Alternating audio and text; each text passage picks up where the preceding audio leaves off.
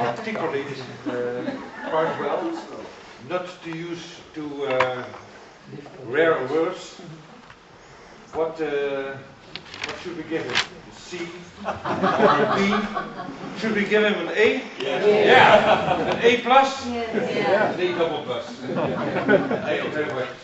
So we will have a break now. You can buy books here. You can buy books there with Gerard and Regina. So after a quarter of an hour, 20 minutes, we will come back and you will be... yeah, we'll have some discussion because I'd like to hear what some of you think as well. So see you in quarter of an hour.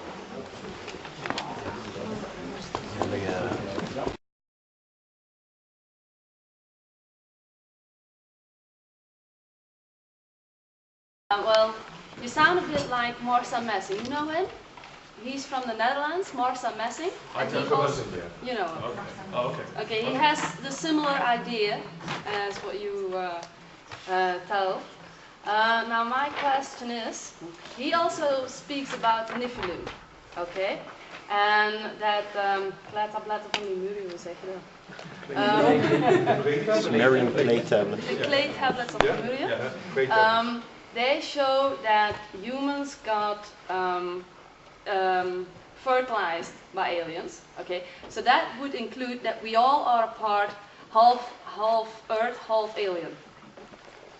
Or is it just the royal kingdom, the royal family? I've heard two different versions as well. I mean, because some of this comes from Zachariah Sitchin's work. This gentleman here knows a lot about it. And I don't know which way around Sitchin has it, but I've heard two things. One, that we are all the results of genetic engineering by an alien race. And one version says we were created as a slave race, basically to serve these beings. Now, many people believe that there is a planet called Nibiru, which is in a long elliptical orbit, and that every few thousand years or so it comes back, and that on Nibiru are our original masters. That race that seeded us are there. A lot of people are thinking that that planet's coming back to us now, and that maybe that's also what 2012 is about. Now, I can't say whether that's true or not, but the other version is that, excuse me, that they seeded, not everybody, that they seeded the Nephilim, a particular ruling class that were left in charge of us. And maybe somewhere down the line we were genetically manipulated, but not necessarily created through an interbreeding with them. Now, I don't know which way round it was personally, but yeah, there are several different versions, and whether either version is true, obviously, is only speculation. But yeah, if you read the book of Genesis, it seems to suggest that it was not all of us, but one, the Nephilim, one particular branch of mankind that had this gene that was passed on. Okay, so if this is true, then I conclude that there is a chance that it is the royal family, yes, in the world, the royal families, that are direct ancestors of that Nephilim. Yes, it is believed. Why do they have a head like that? You know what I mean? In Egypt also, the mummies, they also have a strange head. The head they, in one of your pictures about the aliens, you saw the alien lying, and it's typical in the stories about aliens that they have that head. There's lots of old references in ancient scripts and drawings that do make a lot of people think that something from somewhere else did visit us many, many years ago. I don't see why that's so impossible, personally. And I mean, a lot of people think the film 2001: A Space Odyssey, where the giant black blocks appear and develop mankind from apes into advanced beings, is basically retelling the same story and trying to sort of drop a heavy hint that this is how it was. Lots of people think that who we are is a result of some manipulation from the deep past. But proving it is, I think, impossible. Unless the planet Nibiru does suddenly come back, and then we'll be face to face with dealing with it. But I think until that point, it can only be speculation. Okay. Thank you. Right. I'll come to you in a second. Yes, gentlemen. Did her case at the prophecy Edgar Case's prophecies were, he said very much that ancient knowledge would resurface to consciousness. It basically intimated at the end of the 20th century, but some people think now is near enough.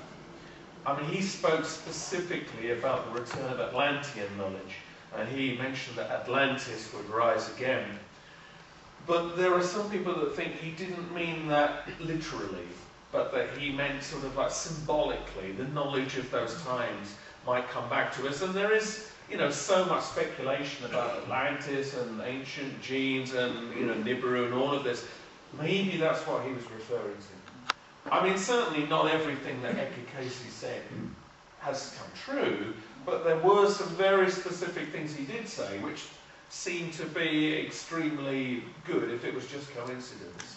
And yeah, again, it's this time period we're in now that so many other mediums and channelers have been talking about for years. I mean, for a long, long time. So it's like something is coming up through the collective consciousness with the same message. But, of course, since the 2012 prophecies have become very, you know, open and we're all now talking about it, a lot of people are putting prophecies of people like Edgar Cayce, you know, in with the 2012 prophecies and saying that there's the same thing, which they may be or they may not be, but either way, I think everybody feels there's a big change in the air. People can feel it. And I mean, one thing we didn't talk about tonight was astrology. If you look at the astrological charts for the next few years, even if you knew nothing about prophecies and predictions, astrologically we're in for some big changes. And there's going to be very much polarity of control versus freedom, and all of these things. You would say that even if you knew nothing about any of the 2012 business. So again, it's one more sign, I think, you know, whatever you think of astrology, I personally think, and Helen over here is an astrologer, statistically it is supported as a reality in my view, despite all the attempts to attack it. I believe there is something in it. And I think that that is just one more layer of many, many things pointing to the same view that this time we're entering now is going to be a huge time of change, even if we don't know exactly how it's going to pan out. And I think we can all feel it. But I say we, I mean, I do realise it's very different in different countries, but in Britain, it's a real, even normal people that couldn't voice it like this, no, something's not right. I mean, I give a lot of lectures to all sorts of groups. It's like normal groups, the Women's Institute, and, you know, normal groups that talk about anything. And so many of them voice their feelings about what's going on. They don't like the way the world is run. They think that secrets are kept from them, that they think there's bigger things going on. They're not stupid. I think the leaders that we have, I think for them to make the mistake of thinking that everybody is so stupid, they will never stand up and challenge this. They could be proven very, very wrong on that. And I think we're going to see that in the next few years. But I mean, I realise it is very different in different countries, but I sense that globally that's coming up as well. Yes? What is there to tell about John Lennon? And is there a relation with Michael Jackson? I didn't mention John Lennon. Peter added John Lennon into the post. I have nothing much to say about John Lennon other than there are various conspiracy theories that Mark Chapman, who of course murdered him, was mind controlled to do so. Because Lennon was obviously a political agitator in the early 70s and had, you know, not made himself very popular with the American authorities. Then he'd gone quiet for a few years, and then he was just coming back with his new album, Double Fantasy, and suddenly there was lots of publicity, and some people think that the last thing the authorities wanted was John Lennon coming back into consciousness, so that they basically used Mark Chapman to kill him with a little bit of mind control. That's a conspiracy theory. I have no evidence for that at all, but it is a possibility if you want to consider what the connection is with Michael Jackson. I have no idea at all. Other than Michael Jackson died the perfect rock star death of mystery, intrigue, and more conspiracy, like Jim Morrison, like just about everybody of that ilk. I think it's always makes them bigger than what they are by having a slightly mysterious death. So I have no more to offer Michael Jackson than that.